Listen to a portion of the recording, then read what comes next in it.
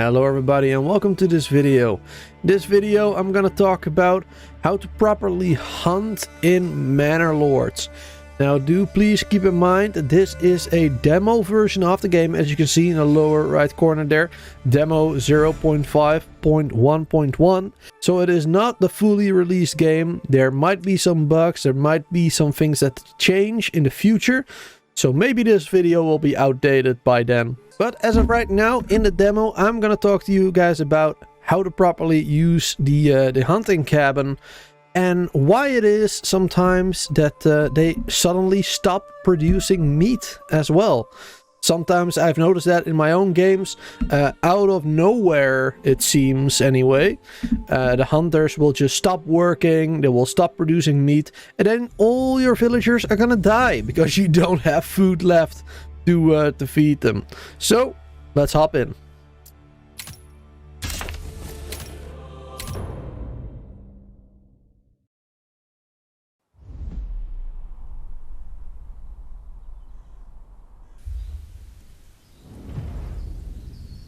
Alright, so here we are, we're starting. Now, in the beginning of the game, you do get this message, which is basically a little information about a little bit of lore, I guess. And some missions to do, some objectives. Construct a granary, logging camp, forester's hut, storehouse. I do highly recommend getting, at least the granary, logging camp, and the storehouse. Those are really important. But of course, you also want to have the hunting cabin, so that you can actually get some food for your people instead of the forager's camp. The forager's camp is good in the beginning months of the game.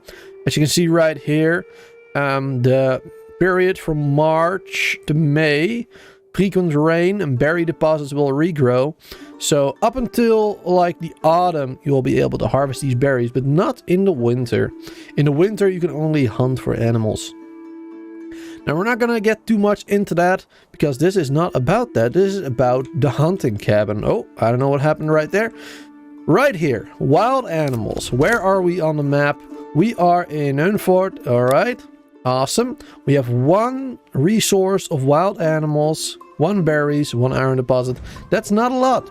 Only 1 hunting and 1 berry. That's not a lot. It's not a lot to feed your people, but it will be enough. All we have to do, and we're going to start doing that right now, is we're going to unpause the game. We're going to go to construction, and we're going to go to the hunting camp.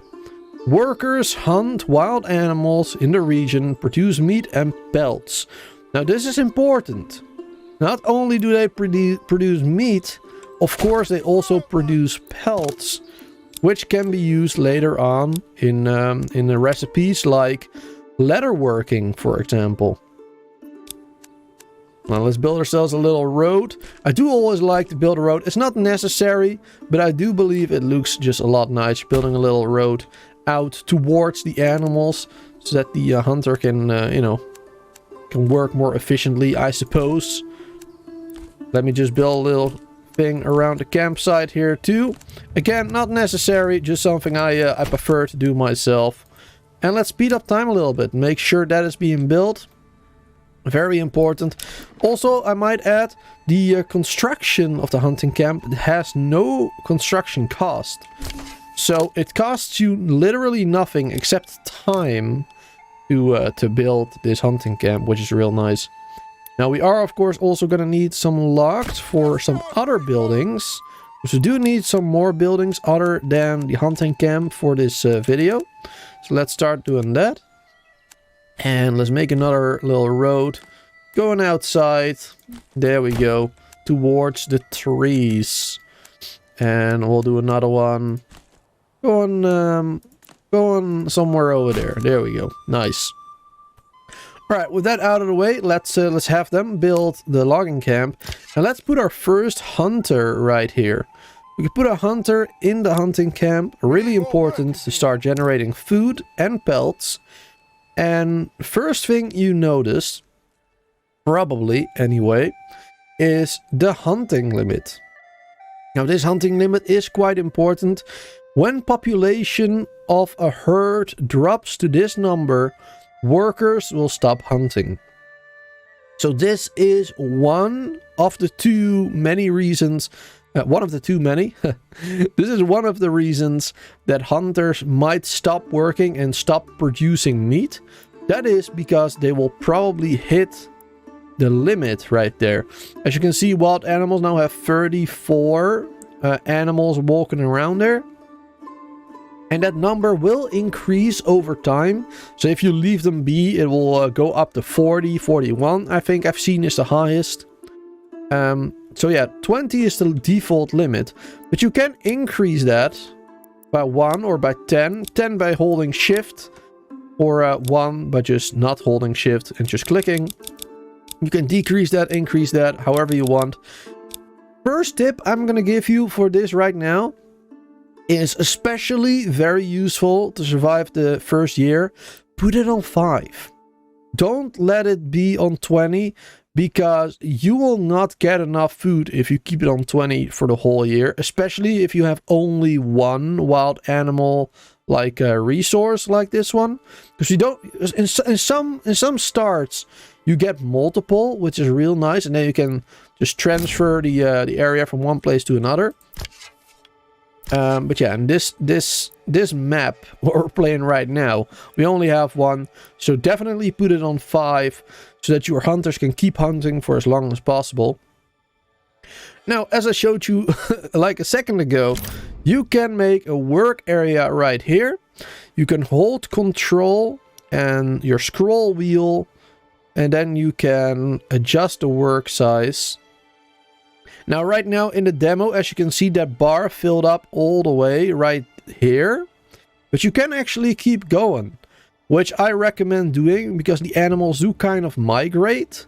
Not that much, but I have noticed them migrating a little bit. So I'm just going to increase it to the maximum, which is around here. Yeah, I cannot get it any further than this.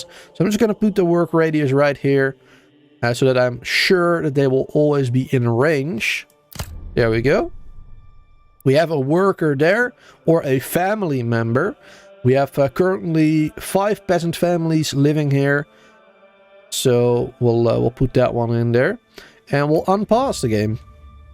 And then they will stop working. Now what you could also do if you want, if you have some idle workers. Right now we have 4 unassigned families, which... can be used for construction and repair, but also enabled idle laborers option, which means that they will help out with other jobs when they have nothing to do, when they're idle. Enable idle laborers. The enable idle labor setting is used to control whether peasants should use the building as a temporary job when they're idle. So I do not want to tick that off just yet. I think it's not too important right now. But especially when you're a little low on meat or pelts, you can definitely tick that to make sure that you know, other peasants will help out in the building when they can. That's a really good thing to do. Alright, now this one is almost done. Let's speed that up. I want that being constructed because we need those logs. We need that timber. There we go. Alright. Put some workers in there too. Only 2 of them is fine. And I will do enable idle laborers as well for that one. Because we need a lot of it. That's for sure. Alrighty. Now let's go and collect some wood from right there then. There we go. And then let's move on to the next thing. Now that we have the hunting cabin right here, we have, let's see, yeah, we have meat being produced. We have pelts being produced. Now something you notice right away right here is that you have a storage for generic stuff. You have a storage for the pantry. So food items and everything else, basically. So meat, of course, goes into in the pantry for the food. 36 places for that. And pelts go into the generic. Only 12 slots for that. Now, something that happens very often, and this is one of the other reasons why your hunters might stop working at some point, and they might stop producing food for you, is because the generic storage is full. The pelts are going to be full, and when the pelts are stocked up all the way, There's no more room in the hunting cabin. That means that the hunters will also stop working, which is really bad early game, and that can definitely cause to a mass extinction event for your town. So let's go ahead and fix that, shall we? Let's go ahead to the construction window and let's build one of the things we needed to build for the tutorial, the granary. Let's go to storage. Let's go to this little basket here. Granary costs 2 timber, stores up to 500 food. That will of course help with the meat. And also what we're going to have to build is another thing from the objectives, the storehouse, which can be used for storing the pelts. Really useful. So first I want to do the pelts actually, because I feel like that's a little bit more important. Otherwise it's you know, they're going to stop working, as I said earlier. Let's build the storehouse first. Let's speed that up a little bit.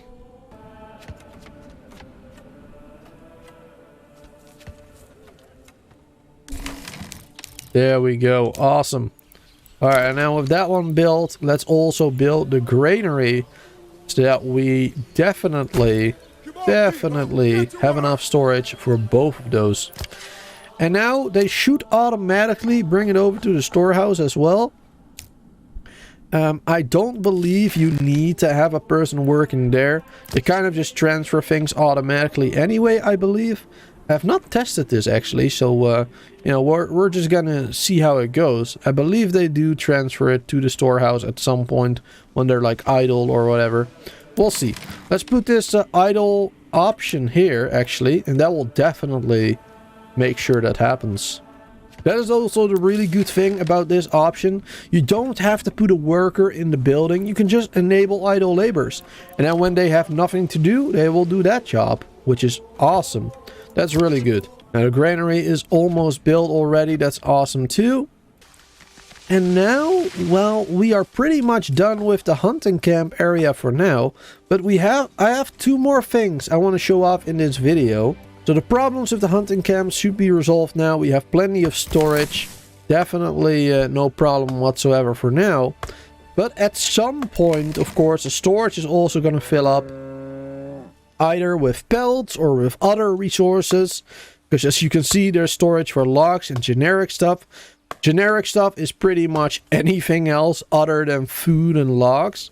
So yeah, that's going to fill up quite quickly too. Now, to stop that from happening, or to stop them from getting stuck again, what I would do, and what we're gonna do, is we are gonna go over to the trade option right there, and we are gonna build a trading post.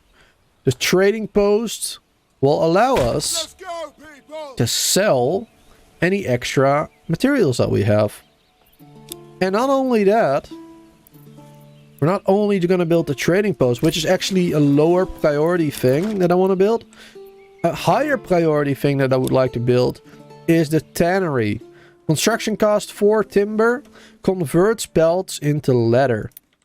Now that is super useful, of course, because that means that the pelts generated here at the hunting cabin, they will, or the hunting camp, they will be made into leather, which will save us a lot of space and storage too.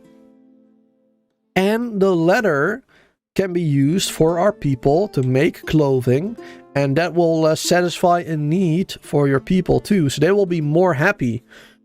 And if that's not enough, you can of course sell the leather at the trading post for some quick cash. It is a really good way of making a lot of good money in the beginning of the game, just making that leather and selling it. And I will show that as soon as it's done. I will cut to when all of this is built. And I'll see you then.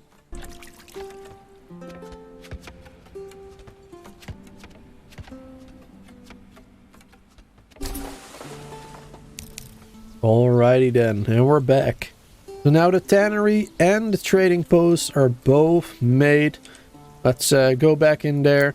Let's put someone in the tannery. To work, lads. There we go, have them start working, they'll be all good. Let's also enable the granary just in case. And you can see that things already were being transported, even though we had nobody working in there.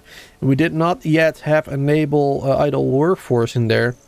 So yeah, that's pretty good. And stuff are also being transported in here. Belts and logs, that's awesome. Now this one should start getting to work on getting those pelts and making leather out of it. Yeah, there you go. Pelts are being brought over and starting to make leather, which we can sell over here then. Let's go over to this. Now in the beginning I thought this was quite confusing, the trading post, but let's walk through it just slowly, just for this one specific item. So we have, of course, our workers right here. You can put workers in there. Now you also have traveling traders. Number of traveling traders. These workers will travel to the nearest trade point to fulfill set inventory targets. Now trade points you can see on the map. Yeah, right there. You can see a couple of trade points on the edges of the map. So the traveling traders I can't speak. The traveling traders will walk towards them and they will start, selling or buying to fulfill the needs that you have set, to fulfill the target that you have set in your trading post. So that is also pretty useful. If I did have more people, I would definitely assign somebody there, but we don't. So, to help with that, let's build some houses finally. I won't explain how that works. I'll do that in another video. I'll just quickly build some houses right there. There we go. There'll be 2 of them. And we're going to need a bunch more. So let's build... we cannot build more, actually. We don't have enough timber for that. There we go. Let's have them start building on all of that. That'll be fine. And in the meantime, let me just walk through the rest of this. So, of course, as I said earlier, we have the trading post, we have workers, traveling traders, we can increase or decrease. And now let's move over to the actual trading. You have a storage, of course, as well down below there. Now, of course, we want to sell leather. The icon for leather is right there for materials. So in the materials tab, you can see all the different materials right here. The same ones that you should be able to see if we go back over here. You can see all the different materials. You can see that we have 7 pelts, 7 leather. That's awesome. Let's hop in here, go to the materials tab, and you can see the same amount of resources right there. You can see the cost of them too, export and import price. Right now it is set to don't trade. If you click on it once, it will go to import only, and it will automatically set a target at the current number of items that you have for that. Now, of course, we don't want to import because we are already creating it ourselves. We want to export. Let's click it again. And how this works is, you can see it right there in the description as well. Current trade rule, export only. Export if stock is greater than the target. So, if we have a greater stock than the target we have set here, they will start selling. So let's put this just for testing purposes. Let's not put it too high. Usually I would put it a lot higher. I would probably put it around like 50 maybe, to make sure that we have enough leather for our people for making clothing. But right now, for just testing the game, I'll put it on 10. That's much better, so we can start earning that money. Money will be displayed right here. There's 2 different types of currencies in the game. There's regional wealth, as you can see right here. Regional wealth can be used for imports or taxed. And here we have our treasury. That is different. Treasury is your personal money. And that can be obtained via a completely different way. I will not talk about that right now, but you need the manor house for that. So this is at the 10. Let's wait until this is finished and until we can see that we start to make some money. I'll speed it up. I'll jump to the next part of the video and I'll see you there.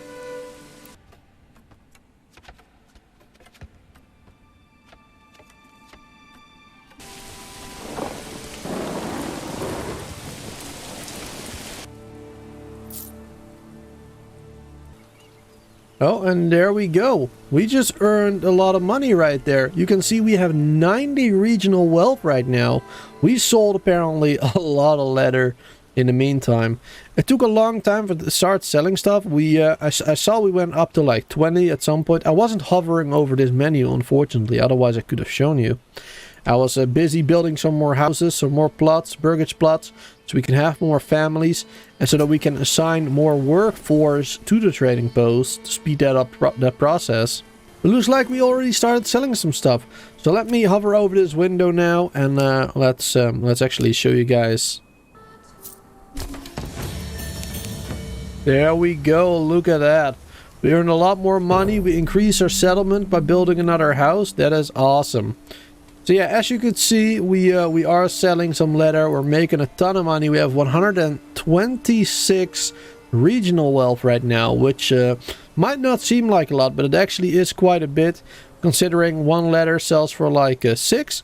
And we can buy a lot of good stuff with that, like tools for construction of important plot things, which I will be talking about in a different video. You can use extensions to you know, give your people some extra benefits.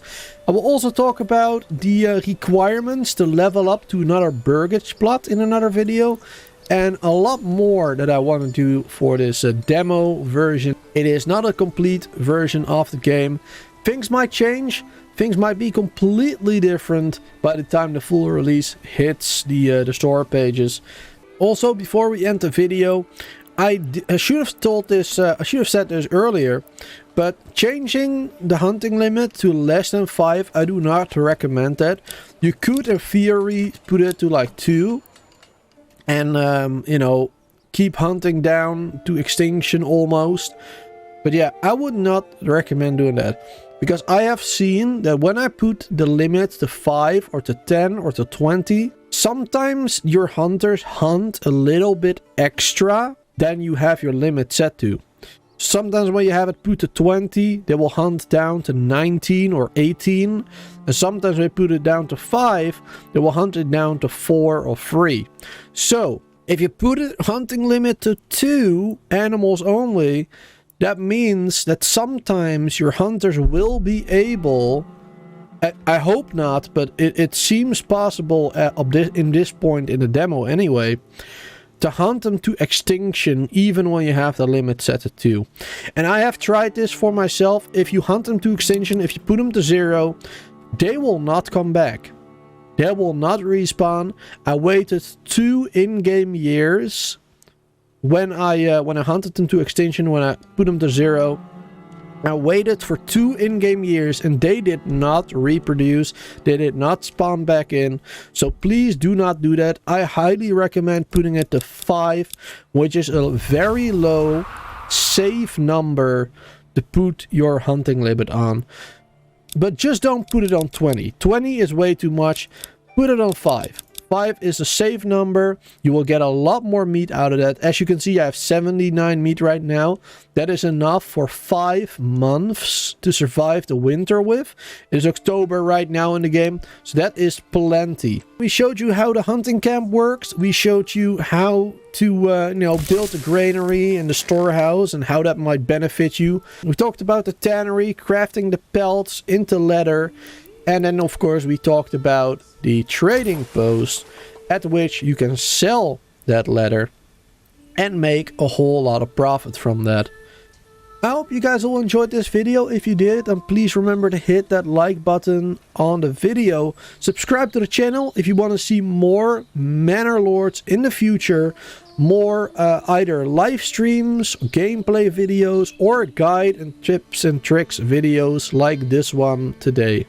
Also, please don't forget to go over to the store page of Manor Lords if this video was interesting to you, if you like the game and if you want to play it for yourself. Right now there is a demo for the Steam Next Fest, so go ahead and play the game yourself. Thank you guys so much for watching. Have a wonderful day. Until next time.